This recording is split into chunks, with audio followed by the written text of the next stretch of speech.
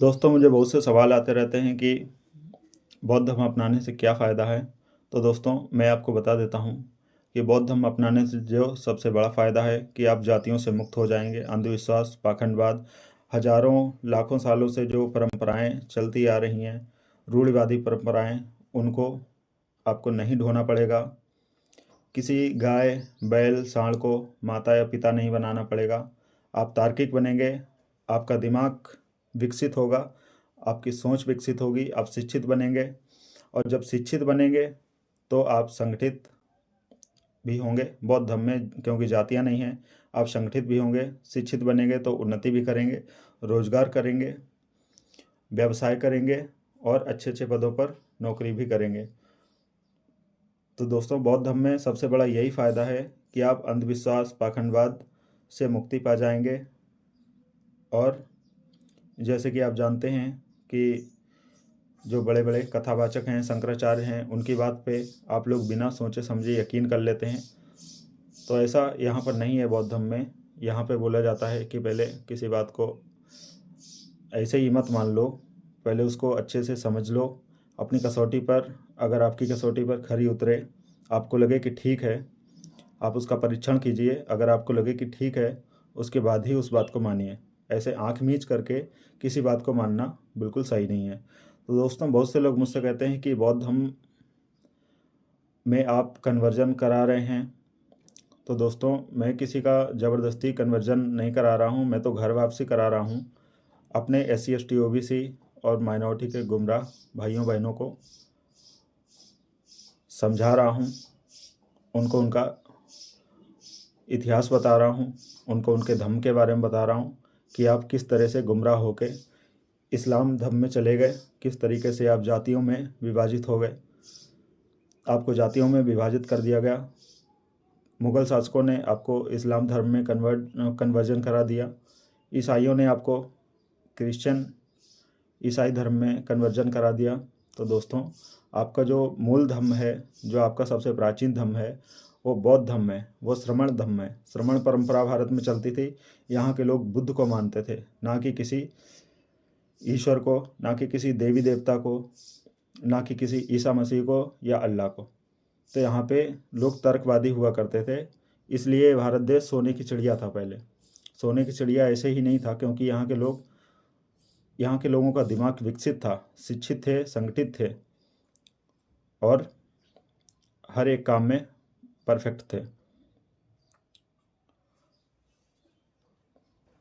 अगर आपके घर की महिलाएं देवी देवताओं की पूजा करेंगी या अंधविश्वास, पाखंडवाद को बढ़ावा देंगी और उनका घर में अंधविश्वास, पाखंडवाद करेंगी, तो उससे जो आपके आने वाले बच्चे हैं, आने वाली पीढ़ियां हैं, वो उसी परंपरा को फॉलो करेंगे।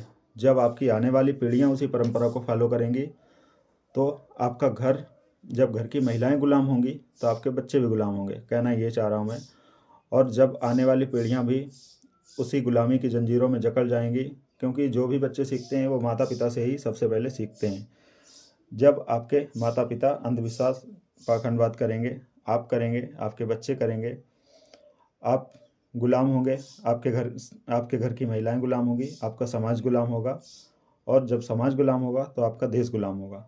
तो इस गुलामी से बचने के लिए सबसे पहले तो महिलाओं को उचित शिक्षा देनी पड़ेगी, उसके बारे में जानकारी देनी पड़ेगी, अंधविश्वास, पाखंडवाद के बारे में। इसके लिए आप लोग बुद्ध धर्म अपनाएंगे तभी यह संभव हो सकता है, क्योंकि किसी अन्य धर्म में ये चीज़ पॉसिबल नहीं है। आपके मन में जहर भर दिया जाता है बचपन से ही, कथावाचकों के माध्यम से, ढोंगी, अंधविश्वासी, पाखंडी बाबाओं के माध्यम से, और उसको आप आंख मीच करके पालन करने लगते हैं। बुद्ध धर्म एकमात्र ऐसा धर्म है जो अधिकांश देशों में फैला हुआ है, अपनी महानता के कारण, अपने सिद्धांतों के कारण। और बुद्ध धर्म को अपनाने के लिए लोगों से पूछना नहीं पड़ता है। जो शिक्षित लोग हैं और अच्छे अच्छे पदों पर बैठे हुए लोग हैं, बड़े बड़े प्लेयर हैं, बड़े बड़े बॉलीवुड के एक्टर एक्ट्रेस हैं या क्रिकेट प्लेयर्स हैं, वो लोग बौद्ध धर्म अपना रहे हैं। जो लोग शिक्षित हैं वो लोग अपना रहे हैं।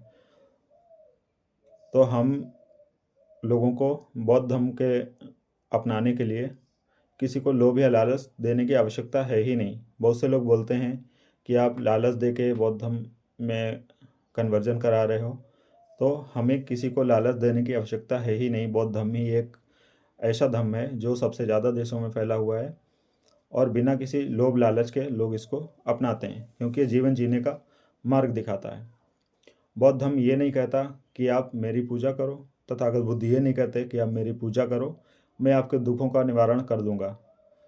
तथागत बुद्ध कहते हैं आपके दुखों का कारण आप स्वयं हो। आप स्वयं अपने आप को जब सुधारोगे, बुद्ध के मार्ग पर चलोगे, तो आपके दुखों का निवारण स्वयं हो जाएगा। ये नहीं कहते कि आप मेरी पूजा करो या अंधविश्वास पाखंडवाद करो, फूल माला चढ़ाओ या फिर अगरबत्ती जलाओ, ऐसा बिल्कुल भी नहीं है। इसके लिए आपको अपदीपो भव का पालन करना होगा, अपना दीपक स्वयं बनना होगा, तभी आपके सभी समस्याओं का निवारण हो सकता है। तो बौद्ध धर्म अपनाने के लिए किसी को कोई लालच नहीं दिया जाता है। अगर आप SC ST OBC हैं तो आप घर वापसी करें। स्क्रीन पे नंबर मेरा दिख जाएगा, इस पे कांटेक्ट करके national and international Buddhist society के माध्यम से घर बैठे भी कन्वर्जन कर सकते हैं, घर बैठे भी बौद्ध धर्म में घर वापसी कर सकते हैं, या फिर आपके नज़दीकी बौद्ध विहार में जाकर के दीक्षा ले सकते हैं, या फिर हमारे दिल्ली कार्यालय पे जाकर के वहाँ पे धम्म दीक्षा ले सकते हैं और आपको तत्काल सर्टिफिकेट मिल जाएगा। सबसे आसान जो प्रक्रिया है वो है ऑनलाइन कन्वर्जन के लिए, ऑनलाइन घर वापसी की। उसमें हमारी वेबसाइट है www.nainbuddha.org.in। वेबसाइट भी मैं स्क्रीन पे टाइप कर रहा हूँ, आप देख लीजिएगा। इस वेबसाइट पे विजिट करके वहाँ पे फॉर्म भर सकते हैं और बुद्धिज्म का आपको सर्टिफिकेट मिल जाएगा।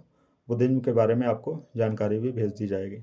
ऑनलाइन कन्वर्जन कर सकते हैं, या फिर अगर बुद्धिज्म के बारे में ज़्यादा नहीं पता है तो किसी बुद्ध विहार में जा कर के वहाँ पे धम्म दीक्षा ले सकते हैं। और अधिक बौद्ध धर्म के बारे में सीखने के लिए कुछ ग्रंथों को खरीद सकते हैं। सबसे महत्वपूर्ण जो ग्रंथ है तथागत बुद्ध और उनका धम्म, डॉक्टर बाबा साहब डॉक्टर भीमराव अंबेडकर के माध्यम से, अंबेडकर के द्वारा लिखा हुआ जो पुस्तक है बुद्ध और उनका धम्म, ये पुस्तक खरीद के आप लोग इसमें इस बुद्ध धम्म के बारे में और अधिक जानकारी सीख सकते हैं। जब तक आप लोग तर्कशील नहीं बनोगे तब तक आपके जीवन का कल्याण नहीं हो सकता।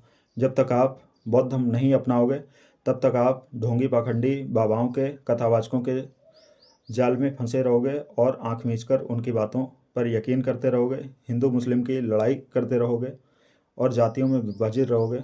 जातियों के नाम पर एक दूसरे को मारते पीटते रहोगे।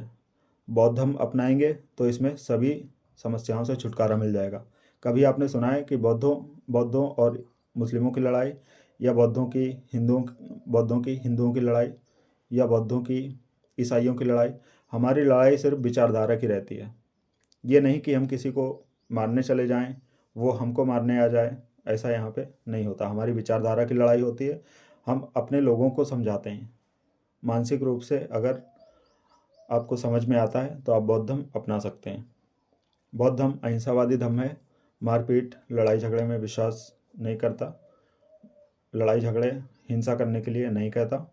और बौद्ध धर्म जब आप अपनाएंगे तो आपका जीवन पूरी तरह बदल जाएगा, क्योंकि बाबा साहब डॉक्टर भीमराव अंबेडकर की जो 22 प्रतिज्ञाएँ हैं, वो 22 प्रतिज्ञाएँ आपका जीवन पूरी तरह बदल के रख देंगी। उसके अंतर्गत अंधविश्वास पाखंडवाद आपका छूट जाएगा। आपका शराब, गुटखा या कोई भी नशीली चीज़ का सेवन करते हैं वो भी छूट जाएगा। और बुद्ध के मार्ग पर चलने के लिए जो भी चीज़ें हैं वो सारी उसमें 22 प्रतिज्ञा में बताई गई हैं। भारत में तथागत बुद्ध पैदा हुए, भारत में उनको ज्ञान प्राप्त हुआ। भारत बुद्ध की भूमि है, उसके बावजूद भी भारत में बौद्ध कम है। ऐसा इसीलिए है, जैसा मैंने पहले भी बोला, कि मुग़ल जो शासक आए थे उन्होंने यहाँ के मूल निवासियों का ज़बरदस्ती कन्वर्जन करा दिया इस्लाम रिलीजन में। जो आर्य आए विदेशी, उन्होंने जातियों में थोप दिया, ज़बरदस्ती हिंदू धर्म थोप दिया गया। जो ईसाई आए उन्होंने क्रिश्चियन में कन्वर्जन करा दिया लोभ लालच दे के। जबकि यहाँ पे बौद्ध धर्म के लोग, बौद्ध धर्म का पालन करने वाले लोग सबसे ज़्यादा थे। आप लोग स्वयं सोचिए कि जिस देश में तथागत बुद्ध पैदा हुए, जिस देश में तथागत बुद्ध को ज्ञान प्राप्त हुआ, जिस देश को बुद्ध की धरती कहा जाता है, वहाँ पे बौद्ध सबसे कम कैसे हो सकते हैं? बौद्ध अल्पसंख्यक कैसे हो सकते हैं, जबकि बौद्धों को तो बहुसंख्यक होना चाहिए। जबकि मेरा रीजन यही है कि बौद्ध धर्म को पालन करने वाले कोई और नहीं, यहाँ के 85% जो लोग हैं SC ST OBC हैं और माइनॉरिटी हैं। अगर SC ST OBC और माइनॉरिटी सभी लोग बौद्ध धर्म अपना लें तो बौद्ध धर्म की जनसंख्या आप समझ सकते हैं बहुसंख्यक से भी ज़्यादा बहुसंख्यक हो जाएगी, 85% से भी ज़्यादा हो जाएगी। तो आपको समझना होगा कि आपके साथ हजारों वर्षों से किस तरह से राजनीति हुई, किस तरह से आपको जातियों में विभाजित किया गया, किस तरीके से आपको धर्म के जाल में जकड़ लिया गया, अंधविश्वास पाखंडवाद में आपको जकड़ दिया गया, आपके घर की महिलाओं के ऊपर अंधविश्वास पाखंडवाद थोप दिया गया। और उसके उदाहरण आज भी देखने को मिलते हैं। आपके ऊपर अभी भी अत्याचार होता है, लेकिन फिर भी लोग पूछते हैं कि बौद्ध धर्म अपनाने से क्या लाभ है। इससे बड़ा आपको लाभ क्या चाहिए कि आपके साथ अन्याय अत्याचार नहीं होगा, आप जातियों से मुक्त हो जाओगे। डॉक्टर अंबेडकर जो कि हमेशा से चाहते थे कि आप जातियों से मुक्त हो जाएं, आपके साथ भेदभाव अन्याय अत्याचार ना हो पाए, इसीलिए वो हमें बौद्ध धर्म दे के गए। उसके बावजूद भी अगर अन्याय अत्याचार हो रहा है तो ये आपकी कमी है। आपको द ग्रेट जाटो नहीं बोलना चाहिए, द ग्रेट चमार नहीं लिखना चाहिए, द ग्रेट मौर्य नहीं लिखना चाहिए, आपको द ग्रेट बुद्धिस्ट लिखना चाहिए। आपको जातियों का त्याग करके बौद्ध बनना चाहिए। ये आपकी कमी है कि आप डॉक्टर अंबेडकर के बताए हुए 22 प्रतिज्ञाओं का पालन नहीं कर रहे हैं और उनके दिए हुए धम्म का पालन नहीं कर रहे हैं। बहुत से लोग बोलते हैं कि अंबेडकर ने आखिरी समय में बौद्ध धर्म अपनाया, सम्राट अशोक ने भी आखिरी समय में बौद्ध धर्म अपनाया। तो आपको भिक्खु नहीं बनना है, आपको अपना जीवन बेहतर बनाने के लिए आप एक उपासक की तरह जी सकते हैं। उपासक की तरह आप जी सकते हैं और बुद्धिज्म को फॉलो कर सकते हैं, क्योंकि बौद्ध धर्म के अलग अलग नियम हैं। उपासक के लिए अलग है, बौद्ध भिक्षुओं के लिए अलग है। बौद्ध भिक्षुओं के लिए आपको जब आप आखिरी अवस्था में होंगे, जब आप बिल्कुल रिटायर हो जाएंगे, उसके बाद आप बौद्ध भिक्षु बन सकते हैं और पूरे देश में भ्रमण करके बौद्ध धर्म का प्रचार प्रसार कर सकते हैं।